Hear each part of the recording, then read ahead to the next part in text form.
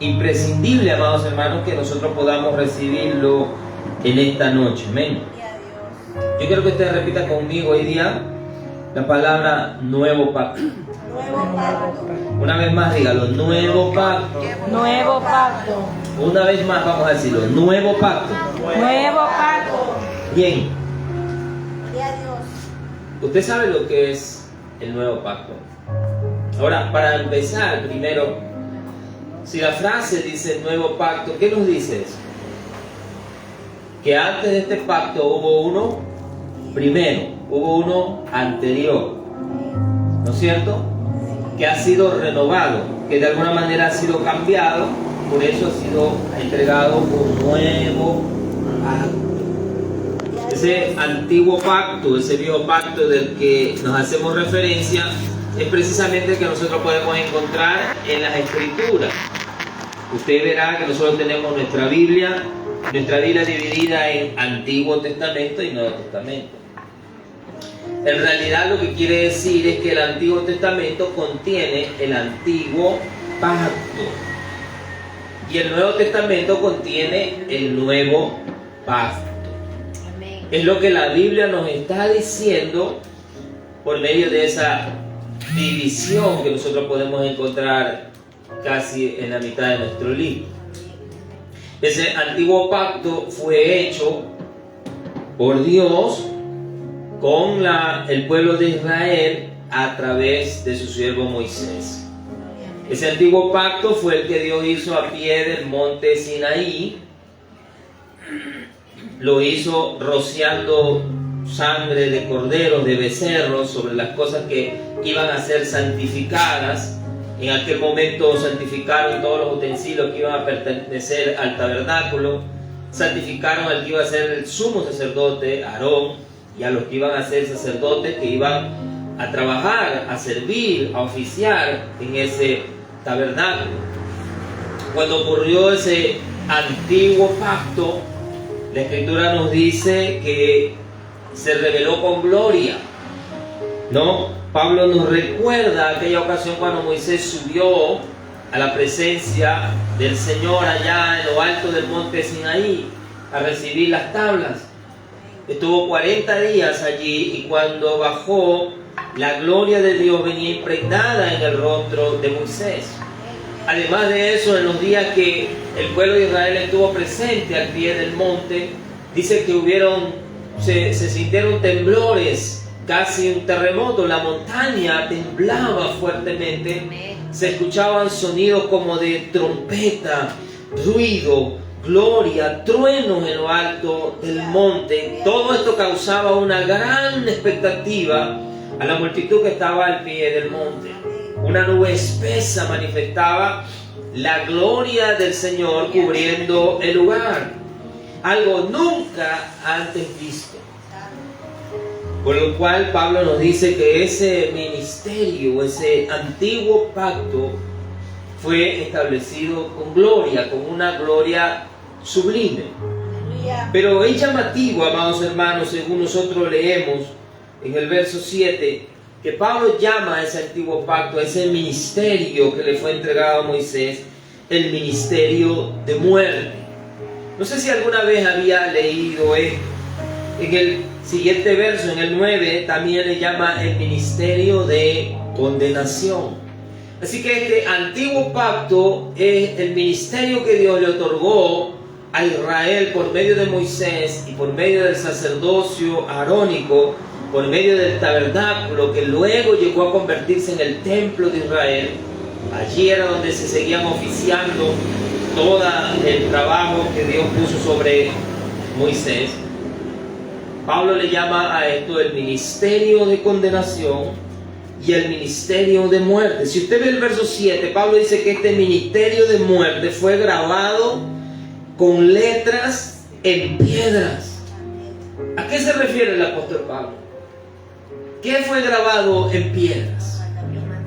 ¿Usted se recuerda? Según la Biblia, lo único que fue grabado en piedra fueron los 10 mandamientos, los mandamientos de Dios, lo que se conoce como la ley de Dios. Porque a través de estos preceptos Dios establecía ese pacto, ese ministerio. y se establecía que todo el pueblo debía cumplirlo, debía obedecerlo. Amén. Y quien no lo obedeciera estaría bajo maldición. Esto ocurrió mientras estaban en el monte Sinaí. Nosotros sabemos que cuando ellos entraron por primera vez a la tierra de Canaán, tenían que hacer una especie de recordatorio de estos mandamientos una vez que ya estuviesen dentro de la tierra. Y nosotros sabemos que ellos lo hicieron. Cuando ya entraron a Canaán, el pueblo se dividió en dos partes. Unos estuvieron sobre el monte Gerizim, otros sobre el monte Ebal. Y sobre un monte se proclamaron las bendiciones de obedecer la ley de Dios. Y sobre el otro se proclamaron las maldiciones de desobedecer esa ley. Y ellos estaban haciendo un juramento con el cielo por testigo, con Dios por testigo, y con ellos mismos por testigo, y con la misma tierra donde entraban por testigos. Y aún estaba establecido en esa ley que si ellos desobedecían continuamente ese mandamiento, la misma tierra que en ese momento los recibía, la misma tierra los expulsaría. Y sabemos por la historia, por la Biblia, que eso ocurrió. ¿Verdad que Israel fue expulsado de esa tierra varias veces por su desobediencia? Ese ministerio tan glorioso que fue entregado por medio de Moisés, que fue entregado para ser oficiado a través del tabernáculo de Dios, que era tan maravilloso, que fue entregado para ser oficiado al pueblo de Israel y de ahí proyectarse a las naciones, Pablo le llama el ministerio de condenación, el ministerio de muerte. ¿Por qué le llama así? Porque precisamente ese ministerio, ese pacto se establecía bajo la obediencia humana. Es algo que Pablo más adelante le va a llamar el pacto de las obras, porque era un compromiso. Pongámonos nosotros por un momento en el lugar de Israel. Nosotros somos Israel, estamos en ese momento allí al pie del monte. Se nos están dictaminando las leyes y desde acá abajo se nos pide hacer un compromiso bajo pena de maldición y muerte. Como todos estamos viendo la gloria de Dios y nos damos cuenta que es el verdadero Dios el que está haciendo, aceptamos el pacto. Y todos decimos a una sola voz, obedeceremos. Obedeceremos. Yo le hago una pregunta en este punto. ¿Cuántas veces usted se ha hecho esa promesa de que obedecerá a Dios? ¿Cuántas veces desde el día que conoció al Señor se ha hecho esa promesa, ese pacto de que usted va a obedecer al Señor? El pueblo al pie del monte gritaban juntos, obedeceremos. Todas las palabras que Dios diga, las cumpliremos. Así decían ellos. Pero lo que no entendían es que, como Pablo nos va a contar más adelante, humanamente, para nosotros, hay una complicación para obedecer la ley de Dios. Nuestra naturaleza caída está entregada totalmente al pecado. La misma Biblia, Dios mismo, dice que todos los seres humanos sabemos hacer el mal, pero que no sabemos hacer el bien. No lo sabemos. Así que, ¿en qué condición nos encontrábamos hasta ese punto? ¿En qué condición se encontraba el mundo ante tales expectativas? Una ley justa de parte de Dios, un Dios justo, pero una humanidad incapaz de seguirle, incapaz de obedecerle. Pero el pacto estaba establecido. Pero también estaba establecido en el corazón de Dios que ese pacto no iba a ser permanente, sino que iba a ser pasajero. Porque Dios había guardado un nuevo pacto, un mejor pacto, que en verdad pudiera beneficiarnos a la humanidad para poder acercarnos a Dios. Si nos dejaba en esas condiciones, nadie hubiese podido acercarse a Dios. Recuerdo que la Biblia decía, cuando ocurrió ese momento tan sublime al pie del monte, Dios estableció una ley por medio de la boca de Moisés y dijo que ninguno de ellos se acerque al pie del monte, que ni hombre ni animal siquiera toque la falda del monte, porque morirá. Tan tremendo era esa gloria, tan tremendo era el ministerio, tan sublime la santidad de Dios, que no podemos acercarnos así nomás a ella porque eso resulta en la muerte.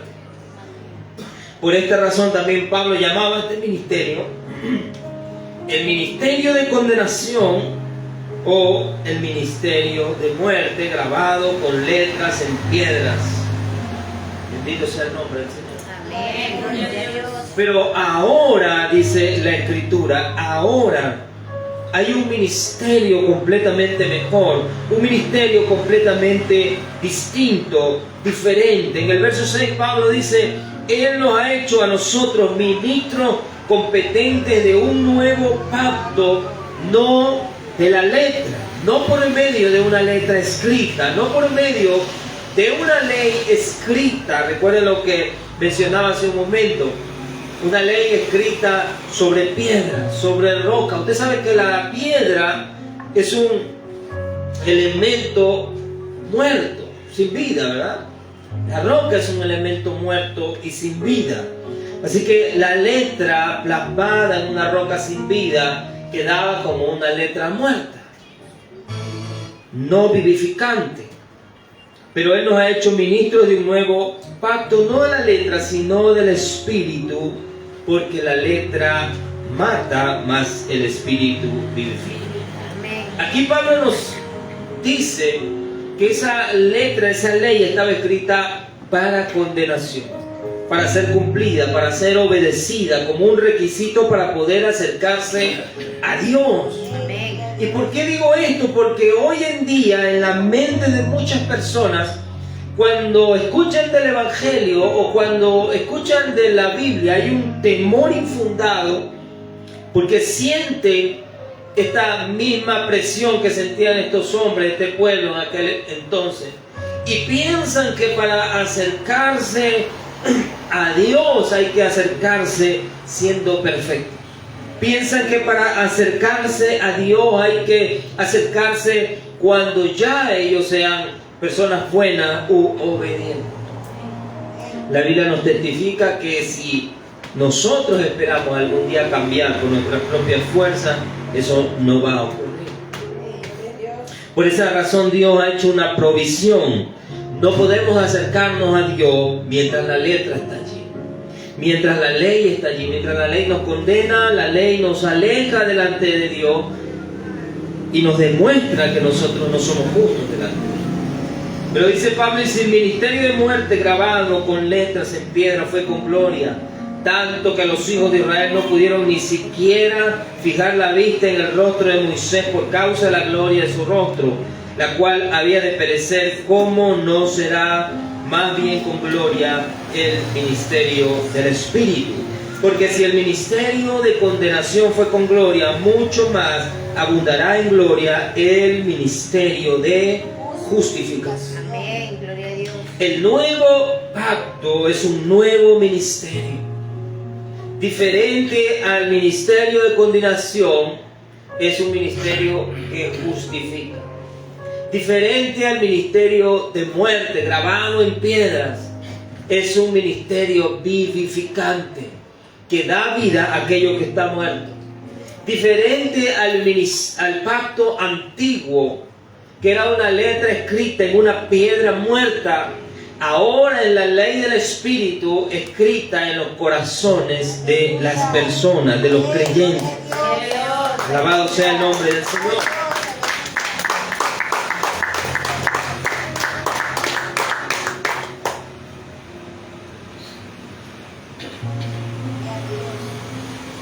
Esto es importante para nosotros hoy. Ahora, quiero referirme a algo más. ¿Ustedes tienen idea de cómo funcionaba más o menos el tabernáculo? ¿Cómo funcionaba el oficio de los sacerdotes en Israel?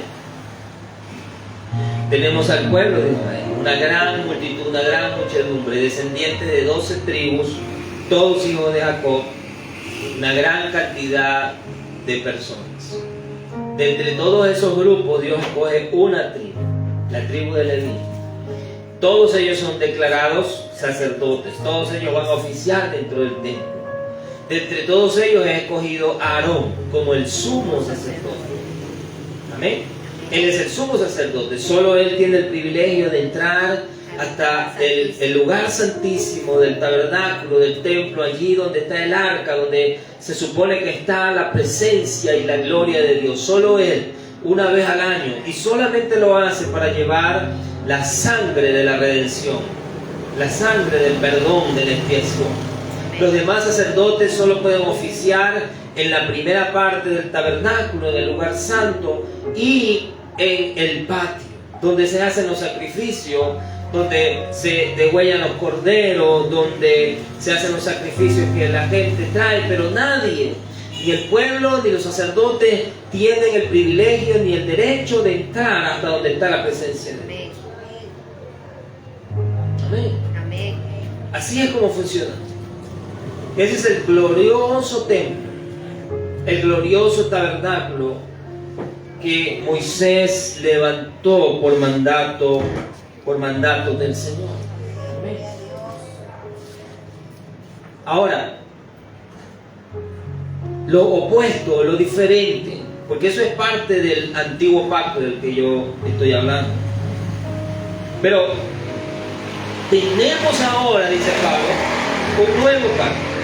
Y somos nosotros los que creemos en Cristo ministros, no del antiguo pacto, sino del nuevo pacto hecho en Cristo. Amén. Amén. Somos ministros de este nuevo pacto hecho a través de Cristo. Bendito sea el nombre del Señor. Entonces, yo quiero que vean conmigo en el libro de Hebreos, en el capítulo 8, y dice así la Escritura. En el libro de los Hebreos, en el capítulo 8, dice la palabra del Señor.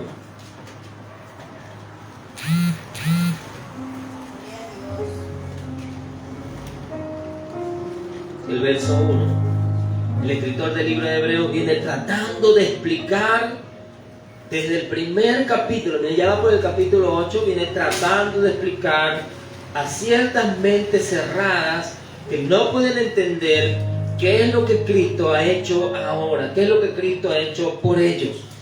Y llegando a este capítulo, él dice, bien, ahora, el punto principal de lo que estamos intentando decir es que tenemos un sumo sacerdote, el cual se sentó ahora a la diestra del trono de la majestad en los cielos. Ya no oficiamos por medio de un sumo sacerdote humano como Aarón, que tenía solamente el derecho de entrar una vez al año y luego salir. Y para entrar tenía primero que santificarse a sí mismo, hacer un sacrificio por sus pecados. Porque si este varón no entraba santo y justo y como Dios demandaba, él podía morir en el oficio. Amén. Amén. Y otra cosa, ustedes saben que los seres humanos no somos eternos y a cierta edad morimos. Así que Aarón en algún momento murió, y una vez que murió hubo la necesidad de escoger otro sumo sacerdote, y ese sumo sacerdote duró un tiempo y él murió, y hubo la necesidad de escoger otro sumo sacerdote. Y cada que ellos entraban tenían que primero hacer un sacrificio por sus pecados, justificarse, lavarse, limpiarse, santificarse delante de Dios para entrar y ser dignos de salir, porque iban a entrar a la presencia del Señor. Y esto era como cuando Moisés subió al monte. Así nomás no te podías acercar al monte porque podías morir. Era similar. Pero ahora tenemos un sumo sacerdote, que es Jesucristo, el cual no es que entró al lugar santísimo terrenal, a un templo terrenal, sino que dice que subió y se sentó a la diestra quiere decir la derecha, junto en el trono de la majestad en los cielos. Gloria a Dios. Y dice que este es ministro del santuario y de aquel verdadero tabernáculo que levantó el Señor y no el hombre. Haciendo referencia al tabernáculo antiguo de Moisés. Se darán cuenta que los seres humanos nosotros somos bien apegados a los edificios. Y como somos cristianos, a veces a los tabernáculos, tenemos en nuestra mente la descripción del tabernáculo. Incluso aquí en algunas ocasiones nos hemos descrito como el tabernáculo. Conocemos algunas otras iglesias que se hacen llamar el tabernáculo, porque hay una conexión con el Antiguo Testamento y con el tabernáculo de Dios. ¿Amén? Y dice, pero el Señor ha entrado al santuario y aquel verdadero. Cuando está diciendo verdadero, quiere decir que el que estaba en la tierra, en el que oficiaba Moisés, no era el genuino. La Biblia le llama sombra, o a lo mismo también puede ser una copia. Una copia temporal hasta que llegara el verdadero. Amén. Ese tabernáculo dice que no lo levantaron manos humanas, sino que lo levantó el Señor y que está en los cielos. Ahora, leamos lo que dice el verso 3. Dice, porque todo sumo sacerdote está constituido para presentar ofrendas y sacrificios, por lo cual es necesario que también el sacerdote tenga algo que ofrecer. Y ahora habla de Jesucristo y dice, así que si Cristo estuviese sobre la tierra, no podría ser sacerdote, habiendo aún sacerdotes que presentan las ofrendas según la ley. Ahora, ¿cómo podemos explicar esto? Recuerde que el escritor del libro está escribiendo en una época en la que todavía existía el templo de Jerusalén y todavía estaban los sacerdotes oficiando. Estamos hablando de poco tiempo después de que Cristo murió. Entonces le está refiriendo que Cristo ha entrado al lugar santísimo y ha llevado una ofrenda para presentar, y que está a la derecha del Padre y ha oficiado como sumo sacerdote, pero no en la tierra, porque si hubiese quedado en la tierra no habría podido entrar al tabernáculo terrenal, porque ya en ese tabernáculo hay un sumo sacerdote y hay sacerdotes. Así que él tenía que entrar al genuino, al verdadero, al superior, al más alto, al que está en los cielos. Allá sí podía entrar, y llevó en sus manos, ¿qué llevó como ofrenda? Su sangre, para presentarla delante de Dios. La sangre de la redención, la sangre de la expiación, para presentarla por nosotros. El sumo sacerdote de Israel, hablemos de Aarón, cuando entraba llevaba una sangre de un cordero que iba a servir para expiar todo el pueblo. Imagínense. Cuando las personas pecaban, tenían por costumbre llevar un cordero y presentarlo ante un sacerdote por su pecado. Pero cuando el sumo sacerdote entraba una vez al año, llevaba la sangre de un cordero por todo el pueblo, por todo el pueblo, por toda la nación. Cuando usted y yo ofendemos a Dios y pecamos contra el Señor, nos acercamos a Dios personalmente, de manera individual, y nos arrepentimos y le pedimos perdón al Señor, ¿verdad? Pero cuando Jesucristo entró al lugar santísimo, a la presencia de Dios, al tabernáculo en los cielos, Él llevó una sangre preciosa para redención de toda la humanidad. De toda la humanidad. Cada uno ahora tiene oportunidad. Cada persona, cada individuo tiene ahora la oportunidad y tiene el acceso de, si su corazón se lo permite, ir a la presencia del Señor. Y dice, estos sacerdotes, los cuales sirven a lo que es figura, dice. Recuerden que el escritor está hablando en su tiempo. Ellos todavía sirven, pero sirven a algo que es figura, algo que es sombra de cosas que están en los cielos. Así como alguna vez se le advirtió a Moisés cuando por primera vez iba a levantar el tabernáculo, el Señor le dijo, mira, haz todas las cosas conforme al modelo que ya has visto allá en el monte. De alguna manera Moisés se le permitió ver en una visión el tabernáculo celestial para que pueda hacer una copia en la tierra. Pero dice el escritor, pero ahora, tanto mejor ministerio es el suyo, el de Cristo, porque es mediador de un mejor pacto que está establecido sobre mejores promesas. Porque si aquel primero hubiera sido sin defecto, o sea, si el primer pacto hubiese sido perfecto, entonces no hubiera sido necesario unos segundos, ¿verdad? No hubiera sido necesario. Dice el verso 8, porque reprendiéndoles dice, he aquí vienen días, dice el Señor, en que estableceré con la casa de Israel y la casa de Judá un nuevo pacto. No como el pacto que hice con sus padres el día que los tomé de la mano para sacarlos de la tierra de Egipto, porque ellos no permanecieron en mi pacto y yo me desentendí de ellos, dice el Señor. ¿Por qué no permanecieron en mi pacto? Porque no pudieron ser obedientes al Señor, no pudieron ser fieles al Señor. La naturaleza del hombre no le permite ser fiel al Señor. La naturaleza del ser humano no le permite ser obediente al Señor en todo momento y en toda situación.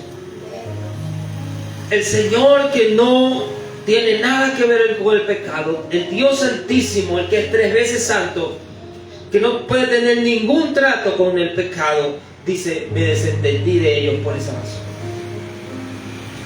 Quiero que se ponga por un momento en la situación de Israel. El Señor nos pide ser obedientes. Y de repente usted ha tratado en algunas ocasiones de ser obediente, pero a la larga se da cuenta de que termina ¿qué? Termina fallando, termina desobedeciendo. En algún momento tal vez le causa algún remordimiento, algún arrepentimiento, pero luego vuelve a fallar. Y entonces en algún momento empieza a decepcionarse. Algunos incluso empiezan a endurecer su corazón y empiezan a sentirse que no son para nada dignos de volver al Señor. Y la voz del diablo en el corazón les repite, eres un hipócrita. Deberías ser perfecto, deberías ser obediente, y sin embargo no lo eres. Eres malo, eres hipócrita. Esa es la condición en la que Israel está, porque el pacto bajo el que ellos estaban no era perfecto. ¿Y sabe por qué no era perfecto? No porque Dios no lo hizo perfecto. No era perfecto por culpa de nosotros. Pablo lo dice en Romanos capítulo 7, yo lo voy a leer un ratito.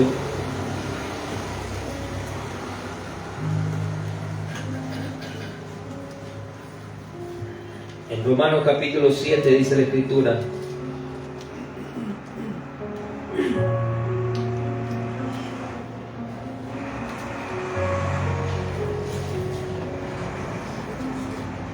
en el verso 12 dice: de manera que la ley de Dios, la verdad, es santa, el mandamiento es santo, es justo y es bueno.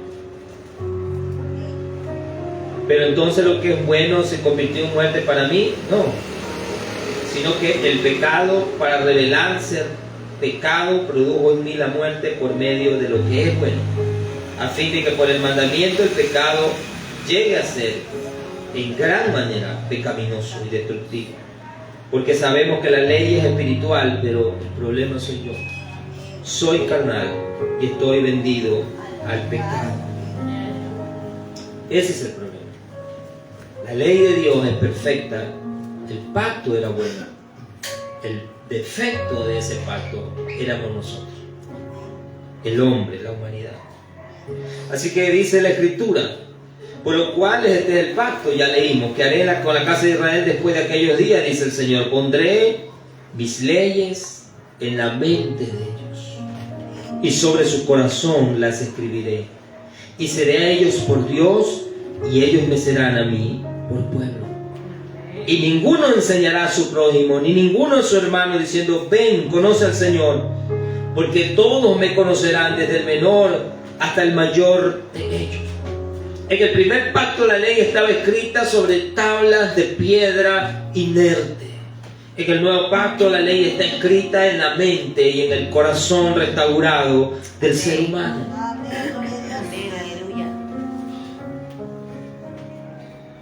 En el primer pacto era de condenación y era de muerte.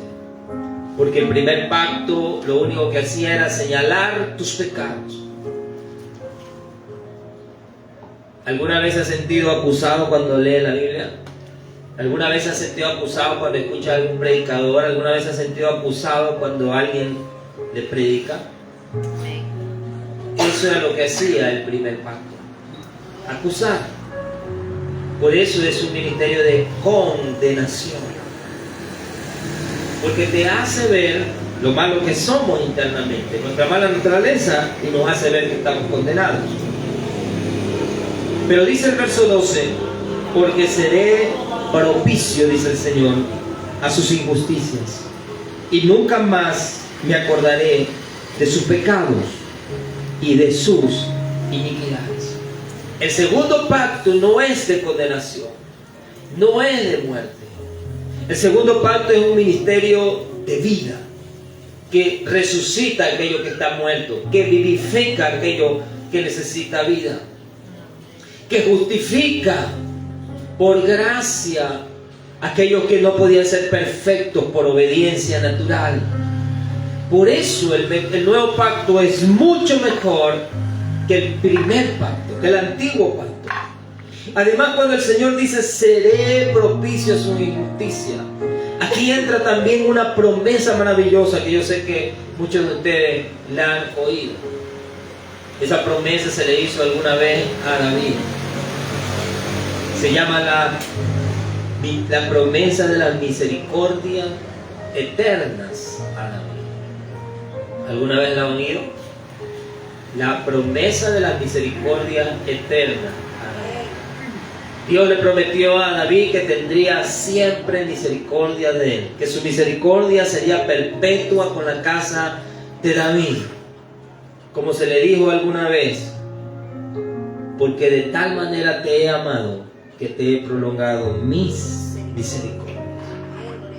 Una misericordia que no termina, una misericordia que no hay ofensa que la pueda destruir. Y eso es lo que quiero que ustedes vean hoy. Ese es el pacto en el que ustedes y yo estamos, del cual somos ministros. No somos ministros de un pacto de muerte ni de un pacto de condenación, sino de un pacto de vida y de justificación, en donde Dios ha decidido ser propicio. Es Dios el que ha decidido ser propicio a nuestra injusticia, ha decidido ser propicio a nuestros pecados, a nuestras iniquidades, ha decidido tener un pacto de misericordias eternas sobre nuestras vidas. No porque lo merezcamos, sino porque Él es rico en misericordia. Porque Él es rico en misericordia. Por esa razón dice la Escritura, porque queriendo mostrar su gracia, simplemente por eso Dios quería mostrar, decía alguien, quería mostrar esa virtud de gracia que Dios tiene, y para poder mostrar esa virtud de gracia tenía que hacerlo sobre un pueblo grandemente pecador, sobre una multitud de gente que no merecieran ser perdonados, que merecieran ser condenados, pero Él decide mostrar esa virtud de gracia para rescatarnos de nuestras iniquidades y de nuestros pecados. Alabados al nombre del Señor. Y entonces dice el escritor, el verso 13, al llamarlo, al decirlo, al proclamarlo como nuevo pacto, en ese mismo instante ha dado por viejo al primero. Y lo que se da por viejo se envejece y está próximo a desaparecer. Ese antiguo pacto, ese viejo pacto, esas circunstancias en las que Dios pactó a través de Moisés, ese ministerio de condenación, ese ministerio de muerte, ha sido dado por viejo. Ha sido desechado, ha envejecido, y en los días del escritor dijo, está próximo a desaparecer. A veces no puedo entender, hay gente que lee ese versículo y piensa que eso es algo que está por cumplirse algún día. No, en los días en que se escribió el libro, él dijo, está próximo a desaparecer. Esto se cumplió en el momento de Cristo. Cuando Cristo hizo con la humanidad un nuevo pacto en su sangre. Cuando levantó la copa y dijo, este es el nuevo pacto en mi sangre que hago por vosotros. Cuando fue a la cruz y derramó su sangre, allí se estableció el nuevo pacto. Allí el antiguo pacto se envejeció, allí dejó de funcionar. Amén, gloria a Dios. Allí terminó el ministerio de muerte, allí terminó el ministerio de condenación. Porque la letra escrita, el mandamiento escrito en tablas de piedra, mata, dice la Escritura. Mata, ¿por qué? Porque su efecto solo es condenar, solo es señalar, solo es acusar. Pero el Espíritu que el Señor nos ha dado a cada uno de nosotros vivifica, va transformando, va regenerando, va cambiando lo que está mal dentro de mí. Tal vez no lo ha cambiado de un día para otro, tal vez no lo ha cambiado de un solo golpe, pero lo está haciendo.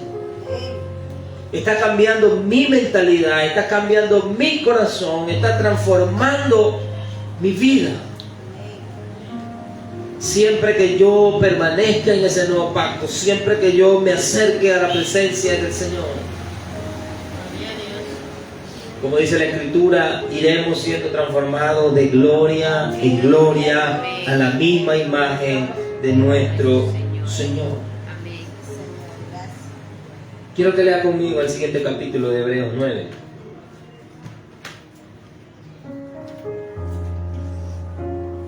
Dice el verso 1, ahora bien, el primer pacto tenía ordenanzas de culto y un santuario terrenal. Sí, había un templo en Jerusalén. ¿Cuántos saben que había un templo en Jerusalén?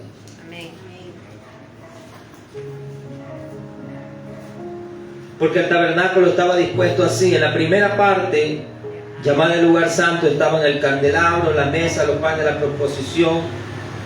Y detrás del segundo velo estaba la parte del tabernáculo llamada el lugar santísimo, el cual tenía un incensario de oro, el arca del pacto cubierta de oro por todas partes, en la que estaba una urna de oro que contenía el maná, la vara de Aarón que reverdeció y las tablas. Allí están las tablas del pacto. Y sobre ella los querubines de gloria que cubrían el propiciatorio, de las cuales cosas no se pueden ahora hablar en detalle. Y así dispuestas estas cosas en la primera parte del tabernáculo entran o entraban. Nosotros podemos decir entraban. Diga conmigo entraban. Entraban los sacerdotes continuamente para cumplir los oficios del culto. Pero en la segunda parte solo el sumo sacerdote una vez al año, no sin sangre, la cual ofrece por sí mismo y por los pecados e ignorancia del pueblo. Diga conmigo entraba.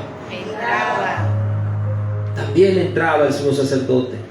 Pero miren lo que dice el escritor, el verso 8, dando el Espíritu Santo a entender con esto, que aún en ese momento, mientras eso estaba ocurriendo, no se había manifestado el camino al lugar santísimo. Mientras la primera parte del tabernáculo estuviese en pie. La primera parte es la llamada del lugar santo, donde estaba el candelero, los panes, donde estaba el velo que no dejaba pasar. La misma contenía el segundo velo que no dejaba pasar al lugar santísimo.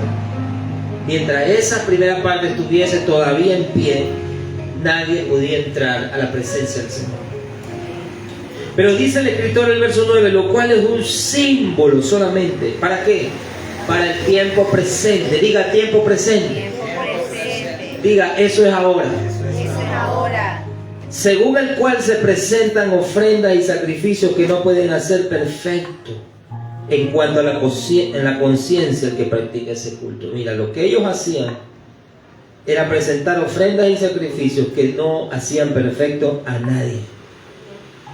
Pero dice el verso 10, porque solo consistían en comidas, bebidas, diversas abluciones y ordenanzas acerca de la carne impuestas hasta el tiempo de reformar. Reformar quiere decir cambiar, renovar las cosas. Dice el verso 11, pero, diga conmigo, pero estando ya presente Cristo. ¿Cuántos piensan que ya está presente Cristo? Amén. Sumo sacerdote de los bienes venideros, por el más amplio y más perfecto tabernáculo, no hecho de manos, es decir, no de esta creación, y no por sangre de machos cabríos ni becerros, sino por su propia sangre. Dice, entró una vez, diga, entró una vez, diga, para siempre. Entró una vez para siempre en el lugar santísimo, habiendo obtenido eterna redención. Eterna redención. No una redención parcial, no una redención por uno de sus pecados, sino una eterna redención.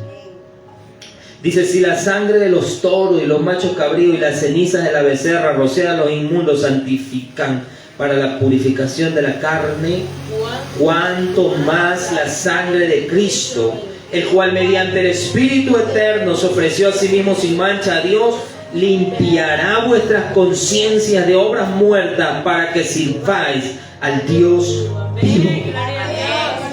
Aleluya. Gloria a Dios. Si la sangre de los machos cabríos, si matar un cordero, presentar un palomino, una torta de harina quemada revuelta con aceite e incienso, al llevarlo al sacerdote para que lo ponga en el fuego, eso los absolvía o los perdonaba o les limpiaba la conciencia a la gente cuando hacían eso. ¿Cuánto más, dice el Escritor, cuánto más la perfecta sangre de Cristo?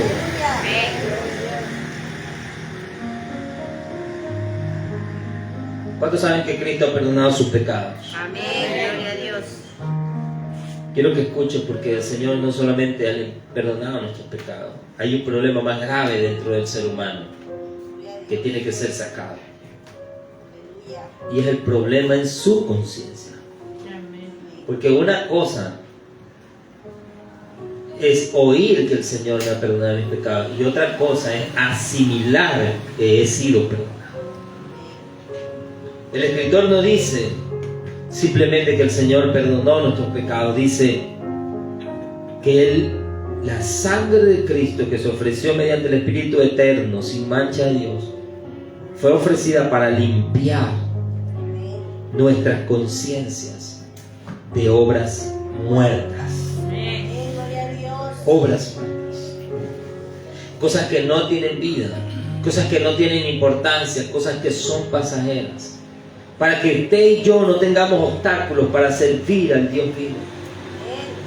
¿Sabe cuál es la razón por la cual a veces no podemos servir al Dios vivo? Porque hay un obstáculo en nuestras conciencias. Están saturadas de obras muertas, como las que mencionaba hace un momento. Cuando fallamos por alguna razón a Dios, cuando por alguna razón determinamos que hemos pecado, a veces eso no es algo que lo decimos afuera, es un problema que está dentro, es una batalla que llevamos en la mente, que llevamos en el corazón, que tal vez el hermano, el vecino, el familiar no sabe lo que estamos viviendo, pero dentro de nosotros nos estamos sintiendo miserables y pecadores delante de Dios.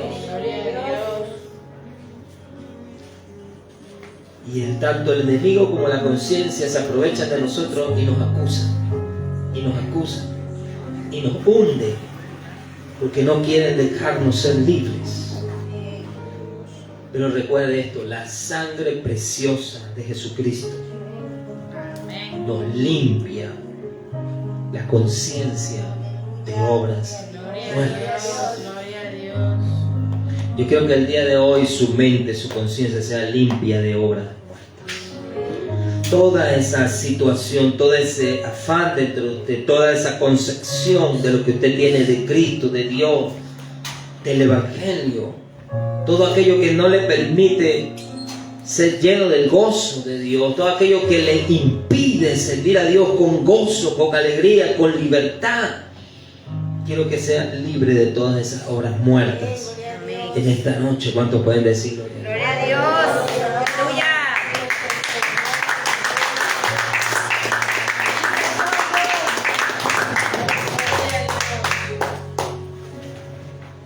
Una de las cosas que nosotros podemos encontrar en el capítulo que estábamos leyendo precisamente en Corintios, en el capítulo 3,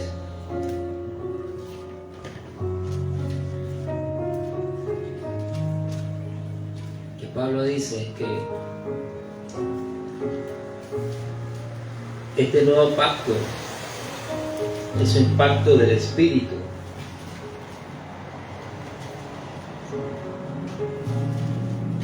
Este nuevo pacto, que es el pacto del Espíritu, donde la presencia del Espíritu está, donde el Espíritu es el regente de este ministerio.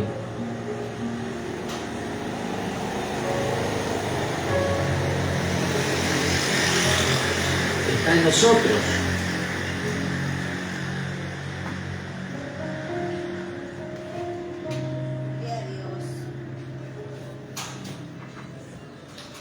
Vamos a leer 2 Corintios 3.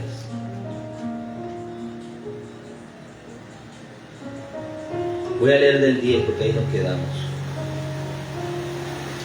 Porque aún lo que fue glorioso en ese primer pacto, oh, qué maravilloso. Hay mucha gente que recuerda eso, oh, Moisés, la gloria en el rostro. Pablo dice, porque aún lo que fue glorioso no es glorioso en este respecto en comparación con una gloria más eminente. Porque si lo que perece tuvo gloria, mucho más glorioso será lo que permanece. Amén. Así que teniendo tal esperanza usamos de mucha franqueza y no como Moisés, que tenía que ponerse un velo sobre el rostro para que los hijos de Israel no fijaran la vista en él, en el fin, dice, de aquello que iba a ser abolido. Por eso digo, miren a la gente contemplando la gloria de Moisés en el rostro. Pablo dice, eso es pasajero, eso se acaba, eso va a terminar. Y entonces dice, pero el entendimiento de ellos se embotó, se cerró su mente, se endureció, no entendieron, porque hasta el día de hoy cuando leen el antiguo pacto les queda el mismo velo no descubierto, que por Cristo es quitado. Cristo quita el velo. Y aún hasta el día de hoy cuando leen a Moisés, el velo todavía está puesto en el corazón de ellos. Hermanos, que no le pase eso, que no haya un velo en su corazón. Pero cuando se conviertan al Señor, el velo se quitará. Pero cuando se conviertan al Señor, el velo se quitará. Porque el Señor es el Espíritu. Y donde está el Espíritu del Señor, allí hay libertad.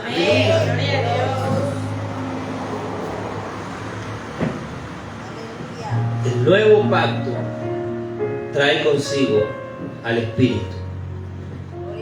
El Espíritu es el encargado de escribir la ley de Dios en nuestra mente y en nuestro corazón. El Espíritu es el encargado de traer libertad, de quitar toda obra muerta de nuestra conciencia y llenarnos del gozo suficiente para servir al Señor. Es el Espíritu. Por tanto, dice Pablo, nosotros todos, mirando a cara descubierta. Esta es una comparación. Ahí está Israel mirando a Moisés, pero no pueden ver su rostro. Ven un trapo, un velo que les impide. Saben que hay una gloria, pero no pueden verla porque no pueden resistirla. Porque fue el mismo pueblo que le dijo, Moisés, tápate el rostro. No podemos resistir la gloria que está en ti. Era demasiado para ellos. ¿Saben por qué? Porque ellos se sentían condenados. Porque así como no podían acercarse al monte y tocarlo porque iban a morir, tampoco podían resistir la gloria que estaba en Moisés. Amén. Pero nosotros, los que estamos en Cristo, miramos a cara descubierta no solo la gloria de Moisés, sino que miramos a cara descubierta la gloria del Señor. Y la gloria de Cristo es mayor que la que había en el rostro de Moisés. Por eso dice, por tanto nosotros todos, mirando a cara descubierta como en un espejo la gloria del Señor, somos transformados de gloria en gloria en esa misma imagen, Amén, gloria a Dios. como por el Espíritu del Señor. Aleluya. Este nuevo pacto, que es un pacto de vida, que no es un pacto basado en la letra, en las estipulaciones, en los mandamientos, sino que está basado en el Espíritu que el Señor nos ha dado, que ha puesto dentro de nosotros. Ese Espíritu que está dentro de mí, que está dentro de usted. Ese Espíritu al que cuando le damos la libertad suficiente para que Él obre en nosotros, es el que nos va transformando. Aleluya, gloria a Dios. Ahora, cuando digo darle la libertad al Espíritu, no quiero decir que le dé la libertad y medio de alabanza simplemente para danzar. Cuando Pablo dice que debemos darle la libertad al Espíritu, significa obedezca. Amén. Déjese guiar por el Espíritu. Crea lo que el Espíritu del Señor le está diciendo, lo que le está guiando, lo que está poniendo en su corazón. Porque el Espíritu sabe que nos conviene, ¿verdad que eso dice la Biblia? Amén. Cuando Pablo dice que no podemos ni orar porque no sabemos cómo hacerlo, dice que tenemos el Espíritu dentro de nosotros que intercede por nosotros delante de Dios con gemido indecible, y porque lo hace porque sabe que nos conviene. Amén, gloria a Dios. Déjese guiar por el Espíritu Santo. Créale al Espíritu de Dios y su vida va a cambiar, su vida va a ser transformada, porque usted ya no está en el antiguo pacto de la letra. Ya no tenga miedo a la condenación, no tenga miedo a la muerte. Usted está en Cristo, está en la vida. Sé que a veces nosotros le tenemos miedo a pecar, a fallar. Yo he conocido mucha gente que no quiere venir al Evangelio porque dice: tengo miedo a fallarle a Dios. Y está bien no querer fallarle a Dios, es un buen síntoma. Porque terrible sería no importarle a uno si le falla a Dios. Es un buen síntoma no quererle fallar a Dios, pero estamos conscientes de que le vamos a fallar. Y no querer venir a Dios porque estamos conscientes de que le vamos a fallar es lo malo. Tenemos el Espíritu de Dios. Tenemos a Cristo. Le voy a decir unas palabras que Pablo también dijo. Ahora ya no hay condenación para los que están en Cristo. Amén, gloria a Dios. Gloria a Dios. Ya no se sienta condenado. Siéntase libre para servir al Señor. Aleluya. Yo sé que usted no es perfecto, yo sé que yo no soy perfecto, ninguno de nosotros somos perfectos, y sé muy bien que vamos a fallarle al Señor. Pero no se sienta condenado. No se sienta que va al infierno, que es merecedor de él. No se deje influenciar por su conciencia, por el enemigo que se aprovecha de la situación. No deje que el pecado tome autoridad y poder sobre su vida. Mire a cara descubierta la gloria del Señor Jesucristo. Gloria a Dios. Déjese guiar por el ministerio de vida y de justificación, no de condenación o de muerte, sino del único aquel que puede vivificarlo y sacarnos de la muerte natural a la que estamos esclavizados. Recuerde que antes de Cristo ya estábamos muertos. Lo que tenemos ahora, cualquier cosa que tengamos, por pequeña que sea, ya es ganancia. Porque ya estábamos muertos antes. Conocer a Cristo ya es ganancia. Y eso lo dice Pablo.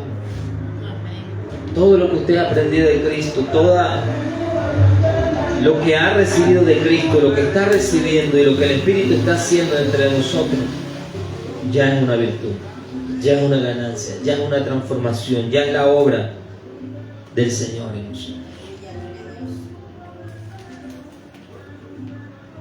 Ahora nosotros tenemos ese libre acceso, amados hermanos, a la presencia del Señor. Quiero que entienda esto. La primera parte del tabernáculo, la que nos impedía entrar a la presencia del Señor, fue derribada, fue quitada. Ya no se necesitan sacerdotes en el tabernáculo. Ahora solo hay un lugar santísimo. El lugar santísimo representaba el lugar donde estaba la presencia del Señor. El arca representaba el trono de Dios. Ya no se necesita el arca, por esa razón el arca se ha extraviado y nadie sabe dónde está. Ya no hay templo, por esa razón el Señor permitió que fuese destruido el templo en el año 70. ¿Se acuerdan de la mujer samaritana, de la promesa que Jesús le hizo a ella? ¿Se acuerdan del conflicto que esa mujer tenía? Ella quería ir a adorar, pero no podía ir a adorar a Jerusalén, donde estaba el templo. Así que adoraba en un monte en su tierra, pero los judíos las condenaban a los samaritanos y le decían: no, ese no es el lugar de adoración. Y había un conflicto entre ellos. Dice: no, nuestros padres levantaron este tabernáculo y nosotros vamos a adorar aquí, pero ustedes dicen: no, ahí no se debe adorar. ¿Qué hacemos? ¿Sabe qué le dijo el Señor? Vienen días en que no será necesario adorar ni en este monte, ni en Jerusalén, ni en ese templo, ni en el de Israel, sino que de ahora en adelante adorarán en espíritu y en verdad. En cualquier lugar donde tú te encuentres, allí adoraremos. Yo he escuchado testimonios de personas que han hecho a veces de una cárcel de 2 metros por 2 metros, lo han convertido en un lugar santo, un lugar santísimo, un lugar de adoración. Porque no depende del lugar, no depende del edificio, no depende de las cortinas. ¿Se dan cuenta que la mayoría de nuestras congregaciones tienen cortinas? Tienen un lugar santo abajo donde se sientan los pecadores y uno santísimo donde solamente se suben los siervos y a donde no les está permitido subirse a los demás. ¿Saben que eso está mal? Porque la primera parte del tabernáculo ya fue derribada. Amén. Ahora, dice el escritor, todos y cada uno tenemos libre acceso a la presencia de Dios. Amén. Libre acceso al trono de Dios. Aleluya. Por medio de Jesucristo, Él abrió un camino nuevo y vivo para nosotros. Aleluya. Para que podamos pasar al trono de la gracia directamente. Usted no necesita venirme a mí y decirme: hermano, pastor, ore por mí, ore delante de Dios por mí. Hay gente que piensa que los ministros están más cerca de Dios. Eso no es cierto. Usted tiene libre acceso al trono de la gracia. Tiene un boleto dorado para entrar a la presencia del Señor. Aleluya. Cada uno de nosotros podemos entrar libre directamente a la presencia del Señor.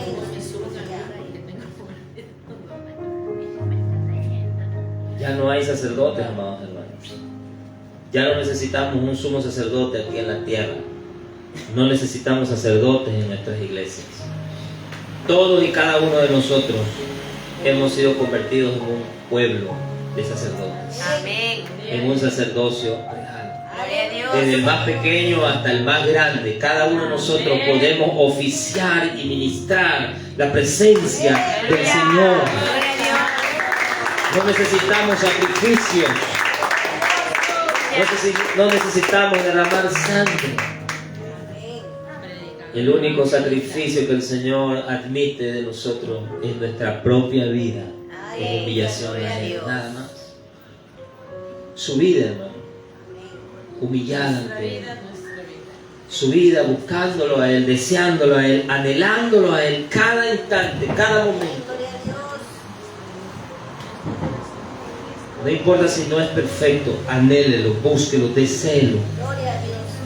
Hasta que el Señor venga y haga una obra permanente, perdurable y perfecta. Amén. Somos imperfectos, pero un día, amados hermanos, un día completaremos la imagen de Cristo en nosotros. Gloria a Dios, Señor. Cuando llegue ese día, qué glorioso será ese día, amados.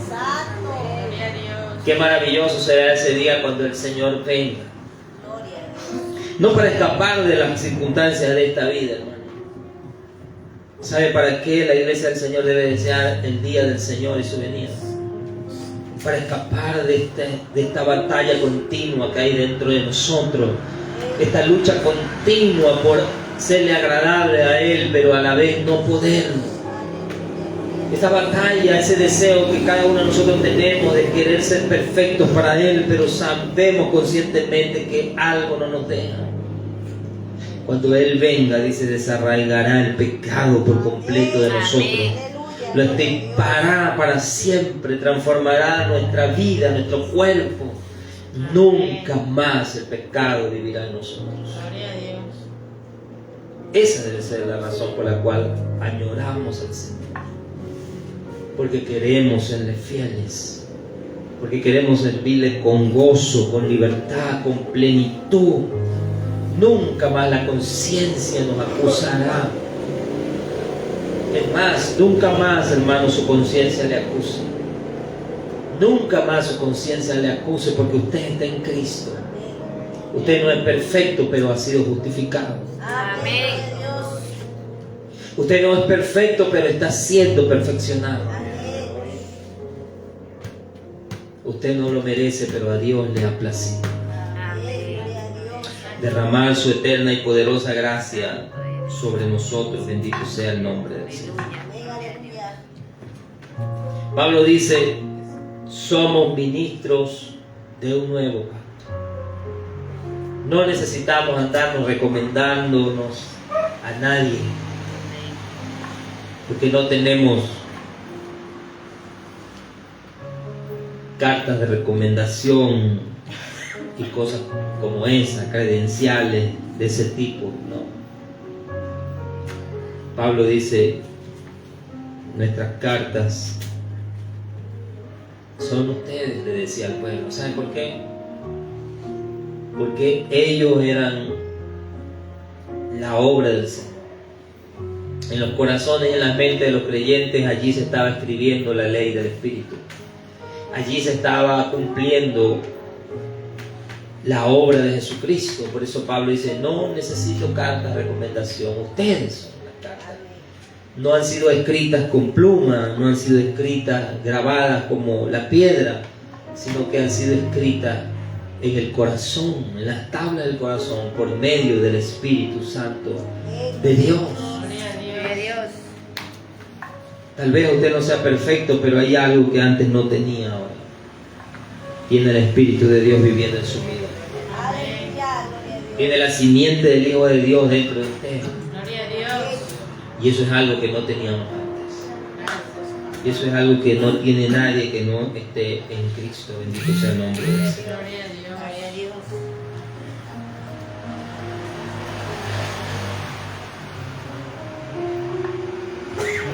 Quiero leer un último pasaje para terminar en Hebreos 9.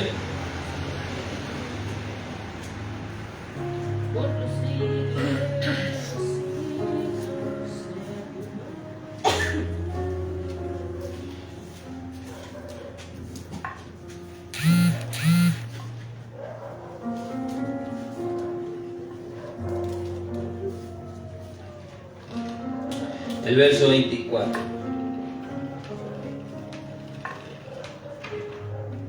El verso 23, perdón, ahí empieza. Cuando se estableció el primer pacto, se le pidió a Moisés que rociara con sangre. Escúcheme, se le pidió a Moisés que rociara con sangre todos los elementos del tabernáculo, todo lo roció con sangre. Incluso a los sacerdotes los roció con sangre. Roció con sangre el arca, el tabernáculo, los utensilios, roció con sangre las tablas, todo fue rociado con sangre. Dice el verso 23, fue pues necesario que las figuras de las cosas celestiales fuesen purificadas así. O sea, esas que eran figuras, que eran sombras de las verdaderas, era necesario que fuesen purificadas así. Pero las cosas celestiales mismas, las verdaderas, dice, con mejores sacrificios que estos. Porque no entró Cristo en el santuario hecho de mano, figura del verdadero, sino que entró en el cielo mismo para presentarse ahora por nosotros ante Dios. Y escuche esto, y no para ofrecerse muchas veces como entraba el sumo sacerdote en el lugar santísimo cada año y con sangre ajena. De otra manera le hubiera sido necesario padecer muchas veces a Cristo desde el principio del mundo, pero ahora, en la consumación de los siglos, Cristo se presentó una vez para siempre por el sacrificio de sí mismo para quitar, diga quitar, Quitar de en medio el pecado. el pecado. De nuevo diga, para quitar Para quitar de en medio el pecado. pecado. ¿Cuántos saben que el pecado mora en nosotros? Amén. Sí, el pecado mora en nosotros, pero Pablo dice, pero en mi carne mora ahora. El pecado mora en mí, pero Cristo lo ha esclavizado en la carne. Ya no está en mi espíritu.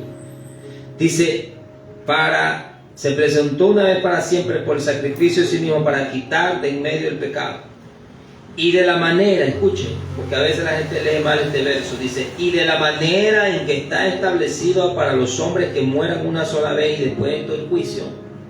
Aquí Pablo va a hacer una comparación. Así como está establecido a los hombres que mueran una sola vez y después de todo el juicio, así también Cristo fue ofrecido una sola vez para llevar los pecados de muchos y aparecerá por segunda vez sin relación con el pecado para salvar A a los los que le esperan. Aleluya. Gloria a Dios. Así como los hombres mueren una sola vez, después solamente les queda esperar el juicio, así los que hemos creído en Cristo hemos sido hechos libres de los pecados. Amén. Él fue ofrecido una sola vez por todos nuestros pecados. Escuchen, Él fue ofrecido una sola vez por todos nuestros pecados. Amén. Yo sé que a veces esto es difícil para la mente de entender, pero cuando Cristo se ofreció por todos nuestros pecados. Gloria a Dios. Y yo sé que cuando usted aceptó a Cristo, usted se sintió perdonada de sus pecados, que había pecado hasta ese día. Y a veces cuando pasan los días y pasan los años, se pregunta si el Señor le habrá perdonado también los pecados que cometió después de que le pidió perdón. Y tal vez si el día de ayer, el día de antier, la semana pasada se arrodilló delante del Señor y le dijo, Padre, perdona mis pecados, tal vez se esté preguntando ahorita si el Señor ya le perdonó los pecados que cometió hoy. Amén. Gloria a Dios. El Señor se ofreció una sola vez. Amén. Gloria a Dios. Porque si no hubiera sido necesario que se ofrezca una y otra vez cada que usted y yo pecamos. Amén. En el momento en que usted y yo le aceptamos, nosotros entramos en un pacto con Él. Escuche, en el momento en que usted creyó en Jesucristo, en el momento en que usted le aceptó, usted entró en un pacto que Él ya había establecido, un pacto que Él ya había empezado. Ese pacto no lo establecimos nosotros no escribimos las estipulaciones, Él las escribió. Usted y yo entramos en un pacto con el cual es ese pacto. Todo aquel que en Él cree es salvo y es perdonado de todos sus pecados. Amén. Sus pecados que cometió antes de conocerlo y sus pecados que cometerá después. Eso no quiere decir que tenemos libertad para pecar, no. Pero estamos conscientes de que le fallaremos en algún momento. De eso estamos conscientes. Gloria a Dios. Sabemos que no queremos fallarle, pero sabemos que le vamos a fallar. Cada uno de esos pecados ya están dentro de ese pacto. Fueron perdonados porque Cristo murió, fue ofrecido una sola vez para llevar todos nuestros pecados. Por esa razón la Biblia nos pide que nuestra conciencia sea libre y limpia de obras muertas. No esté pensando tanto en eso, no se esté condenando tanto por eso. Es triste ver a muchos hermanos cabizbajos cuando de alguna forma sienten que le han fallado a Dios. Algunos no quieren ir a la iglesia hasta que se sientan que han sido perdonados otra vez. Algunos no quieren pasar adelante, les dicen hermano, venga a cantar, no quieren, se sienten con la condenación, los consume. Otros no quieren participar de la Santa Cena, la condenación se los está comiendo por dentro. porque no entienden. ¿Sabe dónde se encuentran? Todavía se encuentran en el primer pacto, en el pacto que los condena, en el pacto de muerte, en el pacto que los señala. Gloria a Dios. Y dicen, ¿quién le pedirá al Señor que me perdone? Y están esperando que el pastor se dé cuenta y le diga, hermano, venga para acá, Dios me dice así, me da una palabra para usted, que usted necesita reconciliarse. Y está esperando que el pastor le ore y lo perdone y lo ministre para sentirse realmente libre. Porque no se ha dado cuenta que él mismo tiene libre acceso para ir a la presencia del Señor. Amén. Gloria a Dios. Para reconocer que falló, para reconocer que es humano, para reconocer que va a seguir fallando, que no quiere fallar, pero va a seguir fallando. Amén. Y va a seguir fallando hasta el día de Cristo, hasta que Él venga y nos libere de una sola vez. Como dijo Pablo, de este Cuerpo de muerte. cuerpo de muerte, de la maldición de este cuerpo de muerte. Los que hemos creído en Cristo somos limpios de nuestra conciencia de obras muertas. Estamos llenos del gozo para servir al Señor. Y lo único que hacemos, dice la Escritura, es esperarlo. El Señor vendrá a salvar a los que le esperan. ¿Cuántos pueden alabar a Dios? Gloria a Dios.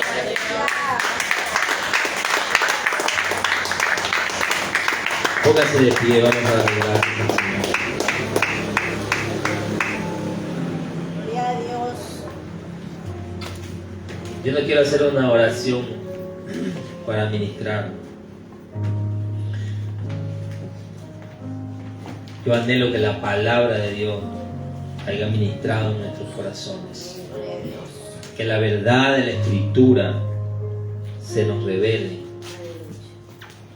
Que la palabra misma haga la obra que fue enviada a hacer de nosotros. Cierra sus ojos y dele gracias, Señor. Cuando yo leo estas cosas, lo único que me queda es darle gracias al Señor. Es postrarme delante de su presencia y amarlo todavía más. Sí, mi Dios, aleluya. Por la bondad del Señor, por la grande misericordia, por ese perdón tan inmenso que sinceramente no merecemos, pero sin embargo el Señor ha manifestado para toda la humanidad, para todo aquel que quiera, para todo aquel que venga, especialmente para aquellos que han creído en Él. Él ha venido para salvarnos de toda condenación, para justificarnos de nuestros pecados, no porque seamos buenos, sino que dice que aun cuando éramos malos y cuando éramos enemigos de Él, murió por nosotros. ¿Cuánto más ahora? ¿Cuánto más ahora? ¿Cuánto más ahora que le conocemos? ¿Cuánto más ahora que nos ha amado? No derramará sobre nuestros corazones todas sus eternas promesas. Siéntase libre de acudir al Señor. Siéntase libre de acceder a la presencia del Señor. Siéntase libre de toda condenación. Siéntase libre de reconocer delante de Dios el amor de Dios, la grandeza, la maravilla del amor de Dios. Sí, Señor, aleluya. Señor, te damos gloria, Gloria a te Dios. damos alabanza. Dios Todopoderoso, Rey de los cielos, ayúdanos a entender el pacto que tú has hecho con nosotros.